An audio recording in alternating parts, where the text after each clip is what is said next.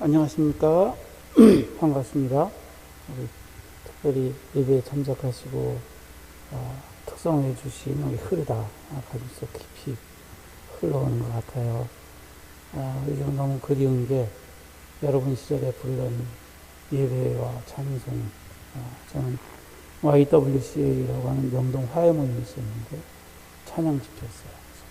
화요일마다 거기 가면 한 2시간을 찬양 속에 파묻혀서 정말 손도 들고 어떤 때는 헐떡 일어나 춤도 추면서 그렇게 불렀던 시간들, 또 우리 청년들과 함께 교회에서 제가 그 당시만 해도 저 같은 실력으로도 찬양을 인도할 수 있었기 때문에 혼자 기타 배워서 기타 치면서 찬양 인도하면서 가졌던 감격, 또 청년부 이제 그 팀 리더들과 같이 예배 끝난 다음에 예배당 한가운데 모여서 같이 기도하면서 손을 잡고 하나님의 뜻이 뭐냐 이런 생각하면서 살았던 그런 날들이 요즘 너무나 그립고 예배가 너무 그리운 거예요.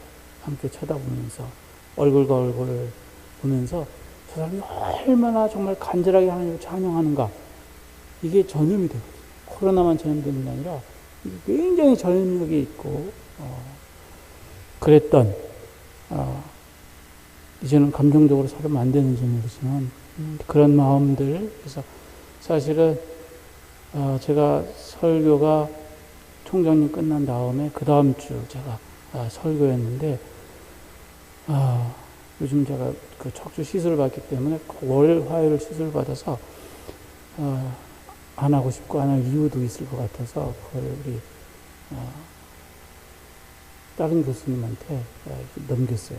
그리고 그분이 내 것도 했고 자기 것도 해줄 줄 알았더니 아니, 자기 거랑 나 거랑 바꾼 거라고. 그래서 고민을 참 많이 했고 몸부림도 많이 쳤고. 왜요? 저는 부활절 컴플렉스가 있습니다.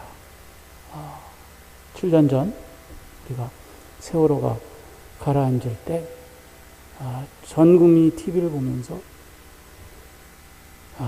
기도할 때 저도 그 가운데서 기도하면서 거의 확진자였거든요. 하나님, 한국교회가 열심히 기도해서 저기 세월호에 갇힌 애들이 할렐루야 전부 살아나는 그 놀라운 일들을 보게 해달라고 열심히 기도했는데 7년의 세월을 거쳐서 아직도 돌아오지 않은 그들, 그리고 이 사회가 이제는 좀 그만해라 라고 하는, 그래서 그 이후에 제가 부활절처럼 느끼는 거에 굉장히 문제를 가지고 있는 사람이 되어버렸어요. 작년에 시작한 코로나 바이러스 이후에 한국교회의 성적표를 보고 설교하기가 힘들어졌습니다. 교회 다니는 것도 신학을 하는 것도 굉장히 커다란 짐을 하나 지고 사는 것처럼 어렵게 그렇게 살아가는 것 같습니다. 5월달은 특별히 어린이날, 노동자의 날, 어버이날, 스승의 날, 이제 곧 돌아올 5.18 코로나의 시대, 또 이렇게 비대면으로 들어가는 이런 예배 속에서 정말 하나님, 내가 이거 꼭 해야 됩니까? 벗어나고 싶고. 사실 어저께도 시술을 받았기 때문에 어제 하루 쉬고 오늘도 어떻게든지 마지막 수만 못 간다 그러고 우리 김주영 교수님한테 좀 하라고 별 생각이 다 들면서 사실 오늘 여러분 앞에 섰는데 저는 제가 부활절 다음이기 때문에 요한복음 20장 가지고 읽던 성경들을 가지고 설교하려고 했다가 차차차 해서 오늘 이 말씀을 가지고 여러분 앞에 섰는데 설교를 다 준비하고 이렇게 보니까 제가 한 2년 전인가 목회 신학대학원 설교에 똑같은 본문을 가지고 했더라고요. 참 어쩔 수 없는 뭔가를 얘기해야 되나 보다. 요한복음 20장을 읽었었기 때문에 그 20장, 21장에 나오는 하나님과 베드로의 그 장면을 보면서 하나님이 베드로에게 야, 너 나 사랑하냐? 너 나 사랑하냐? 제가 거기에 무너졌어요. 왜냐하면 사랑하냐라고 그러는데 사랑할 수가 없잖아요. 너 나 사랑하냐고 얘기하는데 자기가 한 짓이 있잖아요. 예수가 십자가에 달릴 때도 함께하지 못했고, 예수가 갈릴리 내려가서 사람들에게 예수가 부활했다고 얘기하라고 그 순간에도 베드로는 무섭고 힘들어서 배를 타고 제자들과 물 한가운데서 예수를 만난 거예요. 예수가 부활했다고 복된 소식을 전하는 사람이 아니라 고기 잡는 어부로 돌아가서 고기 한 마리도 잡지 못하는 그런 모습 가운데서 예수를 만났는데, 예수가 놀리지 마, 새끼야. 네가 인간이냐? 내가 마지막 떠나면서 너한테 마지막 부탁을 했는데 거기 가서 내 부활한 예수가 부활했다고 얘기하라고 하는데 너 고기 잡고 있어, 이 자식아. 뭐 이렇게 하고 야단을 칠 것 같았는데 고기를 구워주면서 떡을 주면서 마음이 어땠을까요? 사랑 중에 사랑, 예수 나를 사랑하시네요. 네? 이 사랑이 기독교를 만들었고, 이 사랑이 우리의 종교입니다. 사랑? 네가 날 사랑하느냐? 근데요, 그걸 어떻게 대답합니까? 그래서 베드로가 대답을 그렇게 했어요. 주님, 내가 당신 사랑하는 거 당신은 알지 않습니까? 워낙 사랑이 많으시 보니까 이 정도 사랑한다고 당신은 얘기할 수 있을지 모르지만 저는 아니요. 참 예수님 좋은 분이세요. 언제나. 제가 60살인데 지금까지 살아면서 보면 나쁜 짓, 못된 짓, 정말 그러지 말아야 될 짓을 맨날 그 짓을 하고 있는 나에게 그래도 기회를 주시고 오늘날까지 살게 하신 하나님, 내가 널 사랑하느냐? 예, 주님, 내가 당신 사랑하는 거 당신이 아십니다. 내 양을 먹이라. 예수님께서 우리에게 주신 복음은 신학자이기 때문에, 머리가 들었기 때문에, 그것이 아니라 가슴이 뜨겁기 때문에, 주님 앞에서 주님을 사랑합니다, 주님 감사합니다라고 얘기할 수 있기 때문에 그런 사람에게 하나님께서 내 양을 먹이라. 예, 좀 얘기가 길어졌죠? 제가 끌려서 이렇게 온 말, 이 자리에 쓰게 된 거를 말씀을 드립니다. 나를 명하사 무리로 오라 하소서. 사랑하는 우리 뭐라 그럴까요? 우리 학생 여러분, 여러분 이런 믿음 있으세요? 이것이 가능하다고 생각하고 우리는 살고 있습니까? 지금 여기서 우리는 그런 믿음을 가지고 참석했습니까? 만일 주님이라면, 만일 당신이 주님이라면 나를 명하사 물 위로 걷게 하소서라고 감히 이야기할 수 있는, 그리고 그런 일들이 일어날 수 있다고 생각하는 믿음을 우리가 가지고 사는가? 코로나 바이러스로 전 세계가 죽음 가운데에서 신음할 때에 미국 미니애폴리스의 조지 플로이더가 경찰에 의해서 살해당한 그런 사건을 경험한 미국인들이 이를 성토하기 위해서 미국의 2,000여 개 도시와 전 세계에 확산이 되어서 사회적 시위로는 미국 역사상 가장 많은 시위, 내가 참석한 60년대에 마틴 루터 킹 목사가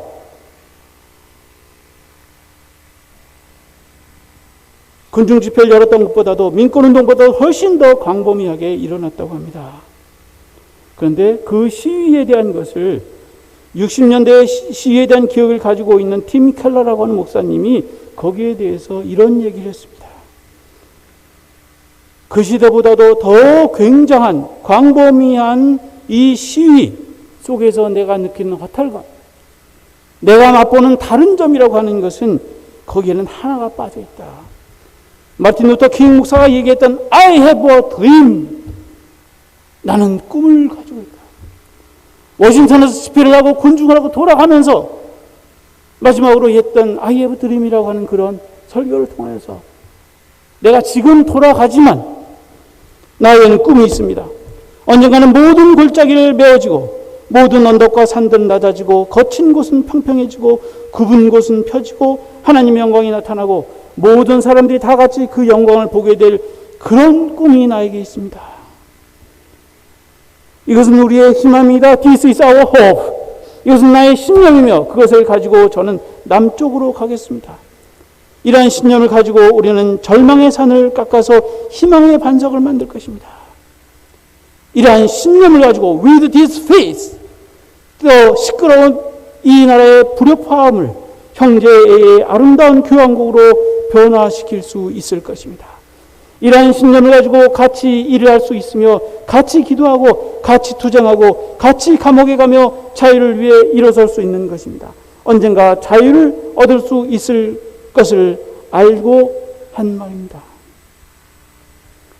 하나님은 자꾸 약하게 시작하였지만 희생과 섬김을 통해 변화로 나아가시는 분임을 알았던 것입니다.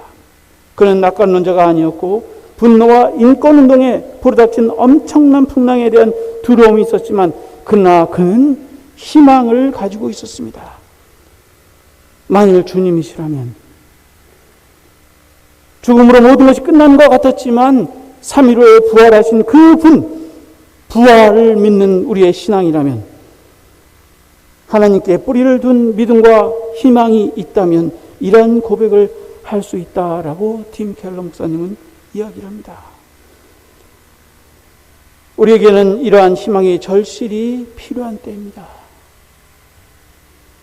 코로나 바이러스라고 하는 코비드-19이 세상을 죽음으로 몰아가고 있을 때 과연 우리 종교가 하는 일이 무엇인가?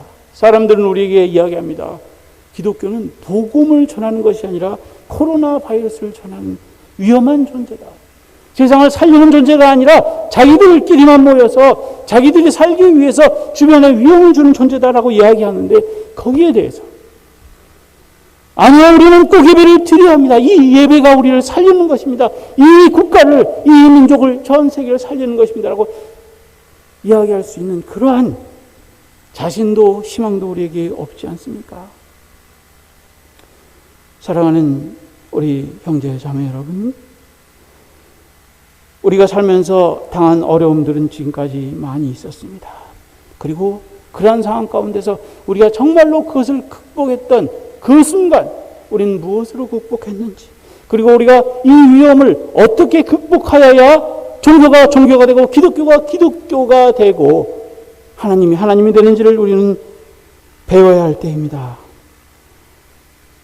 저는 오늘 이것을 좋은 선생, 예수 선생을 따라가면서 그 말씀에 순종하면서 배우는 그 배움으로 이야기를 좀 해보고자 합니다. 모든 사람들은 어려움을 겪습니다. 우리에게 찾아오는 일상에서, 어려움은 일상에서 그것도 잘 살 때에 닥치는 것을 보게 됩니다. 예수께서 즉시 제자들을 재촉하사 자기가 무리를 보내는 동안에 배를 타고 앞서 건너편으로 가게 하시고 무리를 보내신 후에 기도하러 따로 산에 올라가시니라. 저물매 거기 혼자 계시더니. 기적 경험을 보셨습니까? 하나님 정말 살아있다는 것을. 저는 2번에 죽었다가 살아난 경험이 있기 때문에 저한테는 기적이라는 게 있어요. 또다시 일어나지도 않고 잘 모르겠어요. 그러나 저한테는 있었어요. 제가 고등학교 2학년 때 죽음을 앞에 두었을 때 굉장한 것 같지만 그게 아니라 간염이 걸렸는데 심해졌는데 돈이 없으니까 병원에서 치료를 안 해줘요. 우리 동네는 그렇게 죽어야 돼요. 많이들 죽었어요. 제가 죽어가는 모습을 집에서 지켜보고 저는 학교를 휴학하고 고등학교 2학년 3학년을 나 휴학하고 그리고 이제 마지막 날을 기다리고 있습니다. 근데 그런 때가 언제인지 아세요? 제가 선생님 따라서 오살리 기도원에 가서 성령 세례를 받고 뜨끈뜨끈하게 살아가면서 새벽 기도, 금요 철야, 전도 거의 예수에게 미쳐서 살던 그 시절이었는데 이제 고3이 되니까 공부 좀 열심히 해보자 생각하고 새벽 기도 갔다 오다가 새벽반 다녀오다가 쓰러진 거예요. 그게 저한테 인생의 마지막이라는 거예요. 저를 여러 가지로 도와주신 분들이 많이 있었는데 그때 저를 가르쳤던 우리 학생부 선생님이 저한테 얘기하셨어요. 장현아, 뭐 계속 치료를 받아야 되는데 감당할 수가 없으니까 학교에서는 불이웃돕기 성금도 해보고 교회에서 뭐 해보죠 봤지만 그거 가지고 할 수가 없으니까 이제 더 이상 아무도 도울 수 없어서 죽어가야 되는 사람들, 가난한 사람들은요 아픈 사람이 하나 있으면 집이 다 죽습니다. 그거 돌보느라고 매일 벌어야 되는 행상을 못하면 돈 없어서 죽잖아요. 같이 있어도 이 감염이 되니까 죽고 처참하더라고요. 근데 선생님이 저한테 얘기했어요. 장현아, 하나님이 필요하면 살려두신대요. 필요하지 않은 사람이 죽습니까? 뭐 신학적으로 얘기하면 별 얘기를 다 할 수 있지만 저는 그때 하나님이 필요하면 살려주신다라는 그 말이 간속에 꽉 박혔기 때문에 주님, 저 살려주실 거죠? 저 하고 싶은 일이 있어요. 이과에 들어가서 의대를 가려고 실력으로 갈 수 있었는지 모르지만 꿈은 그랬다는 얘기예요. 복학하면서 꿈을 줬고 신학으로 문과를 바꿔서 오늘 이 자리에 서 있습니다. 살려주시더라고요. 약도 안 먹고 병원도 안 가고 기도만 하고 가다가 쓰러지고 넘어지고 그런 일들을 1년 동안 겪으면서도 그런 하나님께서는 살려주시더라고요. 그런 하나님. 근데 지금은 다 잊어버린 것 같아요. 그런 하나님이라면 세상을 변화시키는데 저를 사용하실 것 같은데 사람이 자기가 하는 일에 행복한 것보다 더 나은 즐거워하는 것보다 더 행복함이 없느니라 신학이라고 생각하고 들어섰는데 지금 목사로 교수로 이 자리에 서 있는 내가 과연 행복한가? 그렇지가 않더라고요. 우리에게 찾아오는 어려움들은 우리의 일상에서 그것도 가장 잘 살 때에 예수님이 우리를 가라고 해서 갔고 그리고 예수님은 기도하는 그 순간에도 우리에게는 어려움들이 닥칠 수 있다고 하는 것을 오늘 본문 우리에게 이야기합니다. 주의 말씀에 절대 순종하고 자신들의 업으로서의 모든 경험도 다 팽개치고 예수가 가라고 하니까 예수의 말을 듣고 갔습니다. 왜요? 그 전에 5,000명의 장정들을 먹이고 12광주가 남았다고 엄청난 경험을 했기 때문에 뭘 머릿속에 생각이 없는 거예요. 어부들이니까 좀 바람이 부는지 안 부는지 좀 봤으면 배를 안 띄웠을 텐데 가라고 하니까 간 거예요. 순종하는 사람들에게는 이런 어려움들이 있습니다. 그래도 순종하시는 여러분들이 되기를 바랍니다. 우리에게 일어나는 삶은 무엇인가 꿈을 가지고 나가는 사람들에게 닥치는 어려움입니다. 제가 독일에서 공부할 때 4일 일하고 3일 공부하고 이러면서 저러면서 원래 없이 자랐기 때문에 어려움을 잘 몰라요. 근데 누가 시켰습니까? 그냥 간 거거든요. 내가 간 거예요. 안 갔으면 그런 어려움이 왜 있어요? 갔다고. 그러니까 사람들이 그러더라고요, 나한테. 야, 부모님 행사하는데 어떻게 유학을 오냐? 너는 그냥 안 될 거야. 겨우겨우 석사학위를 마쳤더니 사람들이 하는 얘기가 야, 그래도 석사는 맞춰도 박사는 안 되지. 아주 그냥 그렇게 생각하더라고요. 예. 배를 타고 예수의 말씀을 순종했기 때문에 겪는 어려움이었어요. 그 어려움, 예수가 뭐라고 그러냐면 너희들은 먼저 가라 그랬거든요. 먼저 가라. 오신다는 얘기였거든요. 어마어마한 예수를 바라보고 그 살던 사람들이 배를 타고 가는데 찬송 부르면서 이제 우리는 됐다. 이제 우리는 살았다. 저 정도로 군중을 모으는 사람이라고 그러면 우리가 전부 개척교회 하나씩 가지고 우리는 이제 살판 났다. 예루살렘 올라가서 교회를 짓자. 전부 이런 꿈을 가지고 아마 핸드폰 있은 집에다가 전부 문자 보냈겠죠. 여보 5,000명의 청년들이 2만 명 정도 모였는데 예수님이 지금 다음으로 가래. 우리 이제 예루살렘으로 갈까요? 성공했어. 라고 했을 수 있는 그 순간에 풍랑이 온 거예요. 우리가 이렇게 인간이 연약합니다. 저도 생각해봐도요. 만약에 누가 돈 주고 창현아 너 병원에 입원해서 치료 좀 받아라. 그럼 링겔 꽂고 매번 시쳐내면서 그러면서 약 먹었으면 그랬으면 근데 아무도 그러지 않더라고요. 배가 수리를 떠나서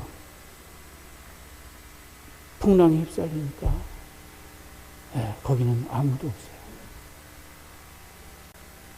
예수님이 그런데 원래 오시기로 했기 때문에 오고 있는 거예요. 우리가. 사람들은 두려워지 뭐합니까? 이단들이요. 가장 진실한 사람들. 자기 사는 어려움 가운데서 뭔가 지푸라기라고 잡으려고 하는데 이게 아닌 거예요. 그런데 이거 잡는 거지.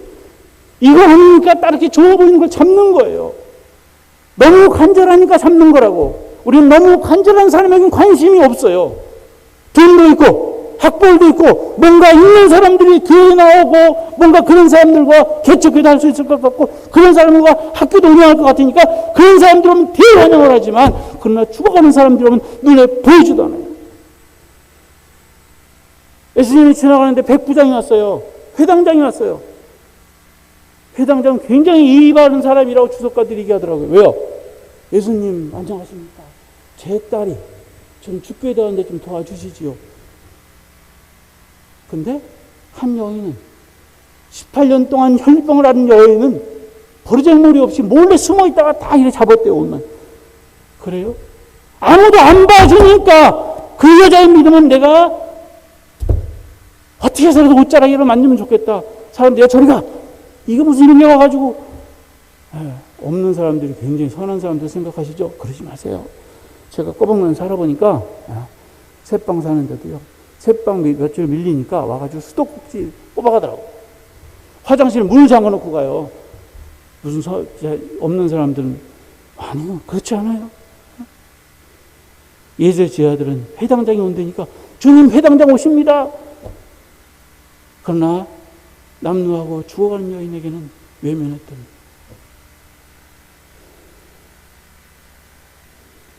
오늘 예수님이 우리에게 이 이야기를 통해서 무엇을 보여주는가? 그 어려움 속에서 우리는 그 두려움 속에서 무엇을 보는가? 예수님이 분명히 온다고 그랬는데도 예수님이 떴는데 사람들이 대부분 귀신이다, 유령이다라고 얘기하더라고요. 귀신이다, 유령이다. 요즘 해킹당하고 무슨 가짜 얼마 전에 저한테 우리 아들이 독일에 있는데 아빠 나 휴대폰이 깨져서 그러는데 저도 아주 사랑해서 어느 정도는 속아 넘어간 사람인데 넘어갈 수가 없더라고요. 근데 여러분 졸업한 한 학생은 어머니가 72만 원을 보냈대요. 25신가 들어가가지고 찍어가지고 긁고 보내주고 그래가지고 얼마나 딸을 걱정했으면 딸이 혼자 잘 살아가고 있는데 갑자기 돈을 달리니까 엄마가 놀래가지고 장사하고 가가지고 아저씨 또 20만 원이고 15만 원이고 보내고 또 긁어가지고 또 보내고 어떻게 해서 72만 원까지 보낼 정도로 그럴까요? 두려움에 쌓이면 그렇게 사랑이 넘치면 그래서 오늘 예수님이 오는데도 오기로 했는데도 대부분의 사람들은 유령이라고 생각했어요. 어려운 가운데 임했을 때 우리가 꼭 기억해야 될 것 제가 아까 그랬잖아요. 그 어려운 가운데서 한 얘기가 장현아 하나님이 원하시면 살려주실 수 있대. 기도한 거지. 말씀을 붙잡은 거지. 하나님 살려주세요. 그 가운데 베드로가 있었기 때문에 베드로는 눈을 뜨고 지켜봤어요. 제자들이 놀라서요. 유령이다 그랬을 때 사람들이 소리 지를 때 예수님이 그랬더라고. 야 얘들아 나야 나 에고 예수스 나 예수님이다 새끼들아 내가 온다 그랬었잖아. 아무도 안 들어요. 근데 베드로가 주님 만약 당신이 주님이거든 나를 명하사 무리로 걷게 하소서. 남력하지 말자고요. 내가 베드로가 되지 않으면 우리의 교회는 내가 베드로가 되지 않으면 우리의 가정은 우리의 사회는 변하지가 않습니다. 어려운 가운데서도 끝까지 주님만 바라보고 기도하면서 눈을 크게 뜨고 주님을 바라보면서 주님 오셨군요. 그런데 만약 당신이 주는 것은 날 명하사 무리로 걷게 하소서. 이게 지도자가 되는 요건인 거예요. 나 혼자 하는 것이 아니라 사람들에게 소리 지릅니다. 주여 만일 당신이 하나님의 아들 예수님이거든 날 명하사 무리로 걷게 하소서. 유령이라고 소리치던 사람들이 다 쳐다봤는데 이게 예수님인 거예요. 그래 나다. 나.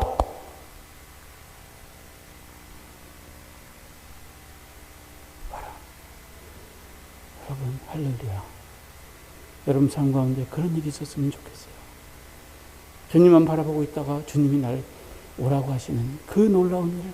근데 그 놀라운 일 다음에 보세요. 주님을 바라보고 갈 때는 너무 기뻤는데 물결을 바라보니까 물살을 바라보니까 풍랑을 바라보니까 물에 빠지더라. 이게 무슨 일입니까? 얼마나 쪽팔립니까? 가다가 세상에 다들 박수치고 놀라고 있는데 물에 빠졌으니. 근데 이게 더 큰 효과입니다. 뭘 가르쳐줍니까?